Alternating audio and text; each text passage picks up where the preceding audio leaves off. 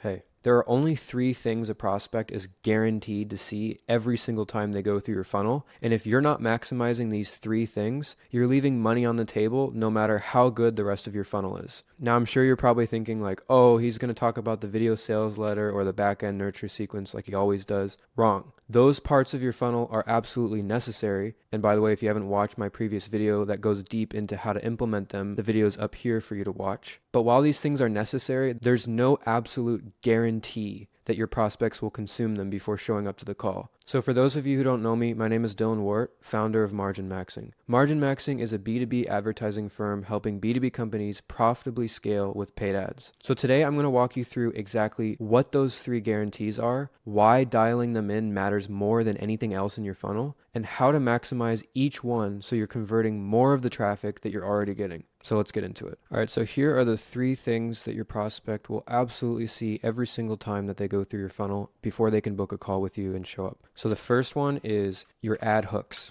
And specifically, that's the first 15 to 20 seconds of your ad. Secondly is the headline and subheadline. And lastly is the confirmation page. All right, so these are your guarantees. So the reason why your ad hooks are a guarantee is because that's about how much time it takes for the learn more button or the CTA button even pops up on the ad. So they have to consume at least that amount of your ad before they can actually click the link and go to your page. So your headline is the only guarantee on your landing page because your prospect might not watch your VSL, they might not even scroll down and read the rest of your landing page, but when they first hit your landing page and land on it, they have to see the headline because that's the first thing. And finally, the confirmation page is shown to your prospect right after they book in, because they're redirected to the confirmation page. So they have to see that page with all the videos on it. And therefore the confirmation page is the only guarantee of your nurture sequence because your entire pre-booking sequences are never guaranteed to be consumed, meaning your email sequences are not guaranteed to be opened, your prospect's not guaranteed to be scrolling through social media between the time that they book and the time that they get on the call, so they might not consume your retargeted content, and they might not even answer your setter's texts. So the only real guarantee on this back-end part is the confirmation page. So since we only have these 3 guarantees in your funnel, we want to make sure that we utilize these instances and push as much information about your offer and the problem down their throats so that when they actually show up to the call, they know as much as possible. That's why in the ad scripts, for example, the first 45 seconds of the ad is entirely just about the offer and the problem it solves. And I'll get into that in a second. And that's why the headline introduces the offer fully. And that's why the confirmation page answers every single question about the offer. So basically, we want to use every single opportunity that we get in these guarantees to make sure someone knows enough about the offer and why they should take action. So let me break down each of these guarantees and explain how exactly you can maximize the effectiveness of each of them. So first, let's talk about the hooks. So first things first, you want to make sure that your prospect consumes the first 15 to 20 seconds of your ad, not just the first 3 seconds. So we've found across all our clients that the ads that perform the best have 2 aspects. First of all, they have a fantastic hook rate, which means the percentage of people who watched the first 3 seconds of your ad, but they also had a fantastic hold rate. And hold rate means the percentage of people who watched the first 3 seconds and then continued to watch up to 50% of the ad. So in other words, it's not enough to just have a clickbait first sentence in your ad. In fact, you don't want to be baiting people because you could have a great hook rate, but you could have a terrible hold rate. And what that means is that ad actually performs poorly, even though you got a bunch of people watching the first 3 seconds of your ad. So instead, your ad needs to attract the right viewer, not as many viewers as possible. So you do this in 2 different ways. The first is visually. So this covers tonality, how the ads look, and like the movements that you do in the ad. And this ties in with the Andromeda update because with Andromeda, your ads have to be as creatively diverse as possible. And therefore, this satisfies both the Andromeda update of having creative diversity and having massively unique visuals for each ad, and also it maximizes the hold rate for people to continue watching the first 15 or 20 seconds of your ad after that first sentence. So you could achieve, I mean, this is pretty basic. You could just achieve this by a different camera angle, like a camera movement in the beginning of your ad. You can do it through having a prop like a whiteboard or something, or holding up a sheet of paper. You could stand up at the beginning of the ad. You could sit down at the beginning of the ad just as you're starting to say something. Like, there's so many different things that you can do that just kind of switches things up, and it doesn't have to be some crazy like genius tactic that you thought of, like jumping out of your car or some bullshit like that. Like, it can just be very basic. And then the next way is structurally. So this is more so about the actual structure of your hook and what you actually say. So there's like so many different types of hooks, and there's not one rule when it comes to creating a hook. But all you need to really know is that your hooks have to be as long as they need to be, meaning they have to be complete. Like, they cannot be snappy, they cannot be just one sentence,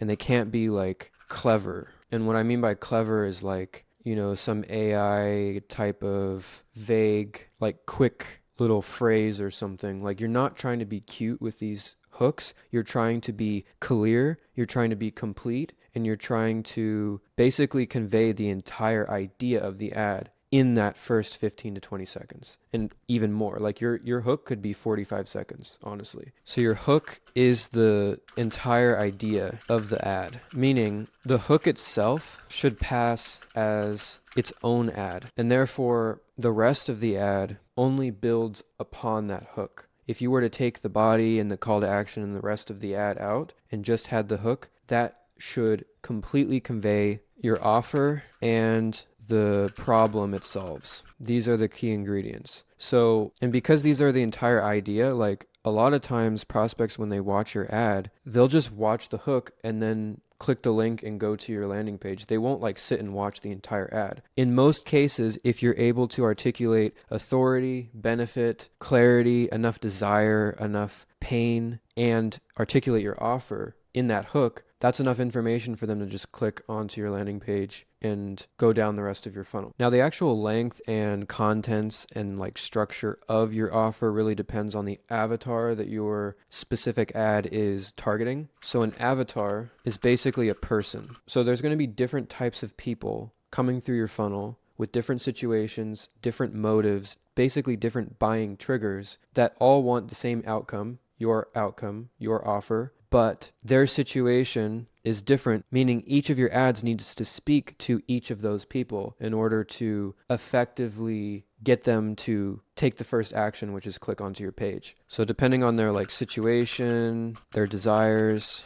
their pain points, even their character, right? It all influences what they react to. So they'll basically respond to different things. Now, with that said, every hook should have a basic structure, which is an audience, a benefit, some sort of curiosity, and finally your offer, just like a tease of it. It doesn't always have to be your entire offer, but you have to indicate what it is that your solution is. You can't be vague with your ads. You have to be very direct, even if you're selling a product or service that isn't a direct market thing. If it requires more explanation, where it's more of a unique thing that you have to generate more demand, you still have to be clear on the mechanism by which you get that solution in order for people to pay attention. So basically, audience is just like a call out, and a call out does not necessarily mean just like stating titles like, if you're a coach or if you're like a team leader,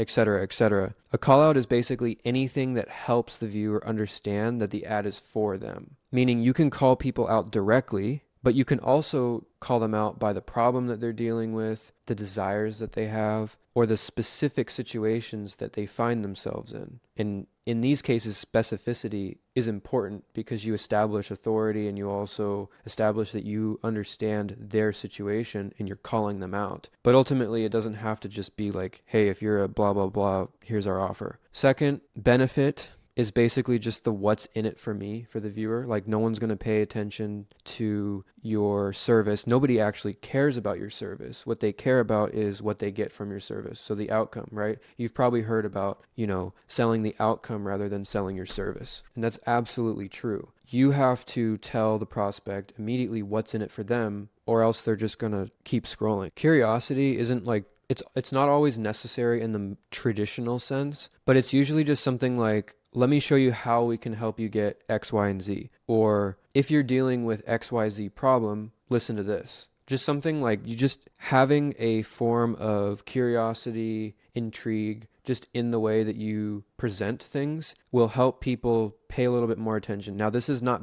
again, this isn't being vague or withholding information. It's just kind of having a natural flow to what you're saying so that they stick around. And then for the offer, it's just, make sure that you state or at least hint your offer. Now, I want to drive home this point about the hook being the entire idea of the ad. They are the full idea. Like most people treat hooks like some cheap little one-liner or like some clever little thing. Like they'll just have like a one-liner or to grab attention, or they'll have like some sort of pattern interrupt, or like they'll try to be like smart or flashy. Like it just doesn't work. It's all just like fluff and abstract stuff that doesn't actually say anything. So it's just going to cause people to just lose interest or just not even pay attention. The hook should be the core angle explained completely. All right, next is your headline. So the headline and subheadline is pretty straightforward. It is your entire offer. It is not a quick, quirky, one-liner, short phrase. Just like the hook, it needs to be a complete explanation of your entire offer, right?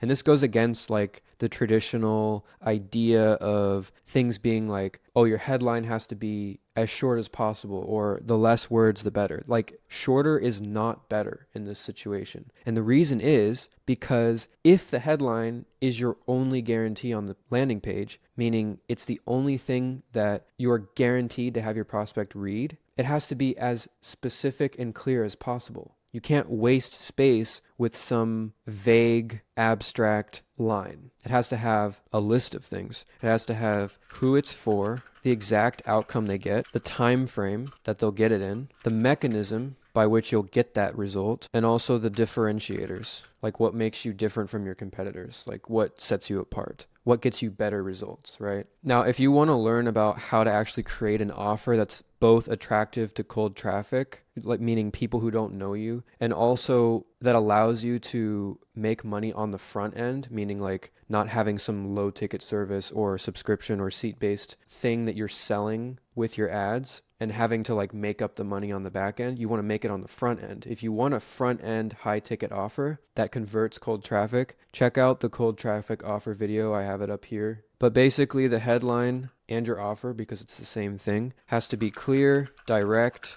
and complete. Basically so that the person reading it gets the entire picture of your offer, the problem it solves, and then also why they should even care. Because again, it's the only guarantee that you have on your landing page. It's the one thing that they can read, so make it count. And again, don't be afraid about headline length. Like, let me give you an example of what a headline should look like. Like, we help X industry get Y result in Z time frame. You could say with or without, depending on like, oh, without extra fees and using ABC method. And if you were to actually write this out, it would be a lot longer than what we see right here, right? Because of the placeholders. This is okay because it is complete. Your prospect doesn't have to read anything else. And you can also obviously have the subheadline explain a little bit more. And that means that they get the full picture before they've even like scrolled down. And that's exactly what you want. Like basically for this headline, you want to think of it like this. If there's one thing that makes someone not take action, aka booking a call, it's uncertainty. So your prospect needs to be absolutely certain that your offer applies to them before they're going to do anything. All right, moving on. Confirmation page. All right, so the thing with the confirmation page is most people have a thank you page, like a thanks for booking page. Like they basically don't have anything besides a regular thank you page. And if this is you, you're cooked, because you're basically missing out on the third guarantee of your funnel. because the confirmation page is where you can actually answer every single question and objection that your prospects have in their mind that will inevitably cause them to not show up to the call. So if you don't have an effective confirmation page like the one that I'm about to explain, you're missing out on maximizing your show rate and also minimizing the wasted time on your calls. Because if your sales team is answering the same questions over and over again, like if your sales team has the same objections more than like 3 times, it's because you're not implementing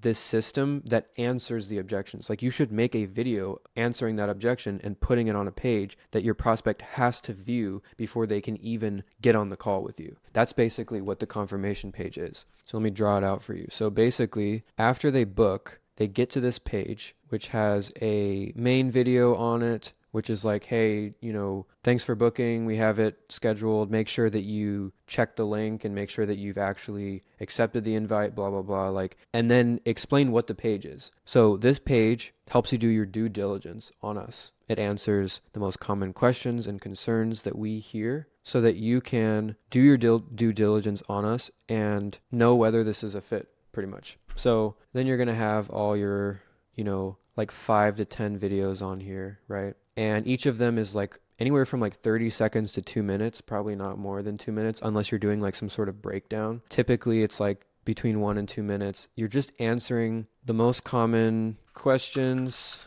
objections, and expectations.